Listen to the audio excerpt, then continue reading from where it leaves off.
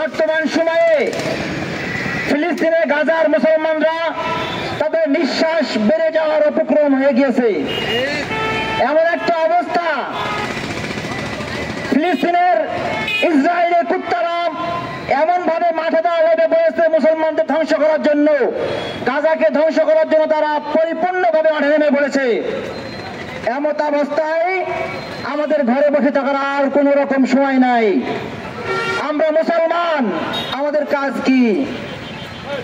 আমাদের প্রিয় নবী জনাবে মুহাম্মদ রাসূলুল্লাহ সাল্লাল্লাহু আলাইহি ওয়াসাল্লাম বলেন, সমস্ত মুসলমান তারা একটি দেহের নাই। একটা মুসলমান যদি কোথাও কষ্ট পায়, প্রত্যেকটা মুসলমান তারা কষ্টে ব্যথিত হয়। মুহাম্মদ সাল্লাল্লাহু আলাইহি ওয়াসাল্লাম বলেন, সমস্ত মুসলমান ভাই ভাই। অন্য হাদিসে আছে, যেমন নাকি কোন একটা শরীরে তার একটা চোখ ব্যথিত হয়, তাহলে অন্য চোখও কাঁদে। যদি আপনার এক হাত ব্যথা লাগে, অন্য হাতেও কিন্তু ব্যথা অনুভব করা যায়। আপনার একটা শরীরে যে কোনো অঙ্গে ব্যথা লাগে, তাহলে আপনার অন্তরে কিন্তু ব্যথা লাগে। ঠিক তেমনি ভাবে সারা বিশ্বের সমস্ত মুসলমান কিন্তু এক এবং অভিন্ন। সারা পৃথিবীর মুসলমান যেখানেই কষ্ট পাবে, ব্যথিত হবে, প্রত্যেকটা মুসলমান কিন্তু সেই ব্যথায় ব্যথিত হতে হবে। এই বিষয়ে আমি বলতে চাই, বর্তমান সময়ে আমাদের প্রধান উপদেষ্টা ডক্টর ইউনূস সাহেব, আপনার বিশ্বে সারা পৃথিবীর ভিতরে একটা গ্রহণযোগ্যতা আছে। আপনি গ্রহণযোগ্যতাকে কাজে লাগিয়ে মুসলমানদের পাশে থাকুন। আপনার এই গ্রহণযোগ্যতাকে কাজে লাগিয়ে গাজার মুসলমানদের পাশে থাকুন। আপনি প্রস্তুতি নিন। এই সময় বিভিন্ন মুসলমানের রাষ্ট্ররা, বিভিন্ন মুসলমানরা কিন্তু গাজার পক্ষে, গাজার মুসলমানদের পক্ষে তারা স্লোগান দিচ্ছে, কাজ করছে, তারা লং মার্চ করছে। আমি ডক্টর ইউনূস সাহেবকে বলতে চাই, আপনি ব্যবস্থা গ্রহণ করুন, আপনি ব্যবস্থা নিন। বাংলাদেশের মুসলমানদেরকে লং মার্চ করার মতন সুযোগ করে দিন। এই বাংলাদেশ থেকে কমপক্ষে 50 লক্ষ মুজাহিদ যাবে গাজা ইনশাআল্লাহ। এই জন্য প্রত্যেকটা মুসলমানকে সজাগ থাকতে হবে সবসময়, প্রত্যেকটা ক্ষেত্রে, যে আমরা মুসলমান, আমাদের ঐতিহ্য ভুলে গেলে চলবে না। এই আকাশ জমিন সমস্ত কিছু আল্লাহ তাআলার, আর আল্লাহ তাআলার মনোনীত ধর্ম হলো ইসলাম, আর আমরা সেই ইসলাম ধর্মের অনুসারী।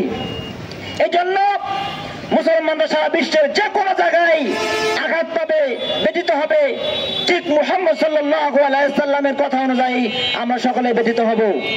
শুধু ব্যথিত হয়ে শেষ হয়ে গেলে চলবে না, বসে থাকলে চলবে না। আমাদের যে যেখানে যার যার স্থান থেকে প্রতিবাদ করতে হবে। আমাদের যতটুকু সম্ভব ততটুকুই আমাদেরকে প্রতিবাদ করতে হবে। আপনার ঘরে আপনার সন্তানকে কেউ হত্যা করলো, মেরে ফেললো, তখন আপনি কি করবেন? চুপচাপ ঘরে বসে থাকবেন? কাগজের মধ্যে একটা বিবৃতি লিখলেন যে আমার সন্তানকে হত্যার আমি তীব্র নিন্দা জানাই, এই কাজটা করবেন আপনারা? নাকি সর্বোচ্চ শক্তি দিয়ে আপনার সন্তানের হত্যাকারীর বিচার নিজ হাতে করবেন, কিংবা প্রশাসনের হাতে তুলে দিবেন? ঠিক না? ফিলিস্তিন গাজায় যখনই ইসরায়েল বর্বর হামলা করে, মিসাইল মারে, বিমান হামলা করুক, যেভাবেই হোক হত্যাকাণ্ড যখন ঘটায়, মুসলিম বিশ্বগুলো তখন কি করে?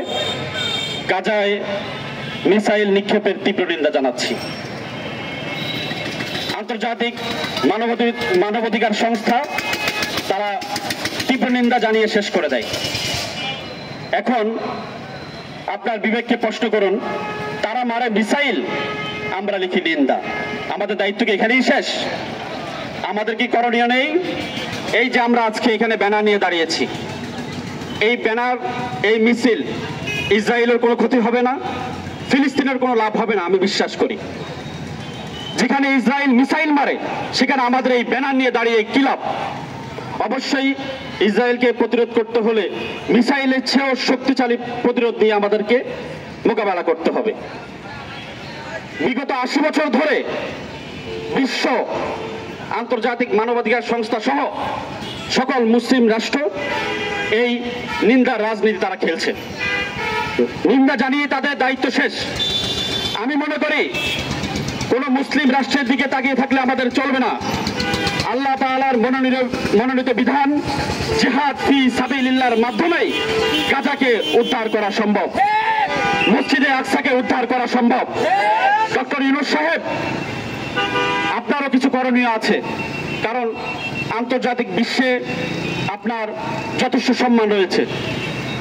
বিগত সরকার ফ্যাসিস্ট খুনি হাসিনা বাংলাদেশের পাসপোর্টে অ্যাকসেপ্ট ইসরায়েল শব্দদ্বয় মুছে দিয়েছিল। আপনি এসে সেই দুটি শব্দ আবার পুনর্বহাল করেছেন। একদিকে আপনি পাসপোর্টে অ্যাকসেপ্ট ইসরায়েল পুনর্বহাল করে অন্যদিকে ঢাকায় মানবাধিকার সংস্থার কার্যালয় আপনি স্থাপন করেছেন। এমন দুই চরিত্র নিয়ে আপনি বাংলাদেশের ক্ষমতায় থাকবেন।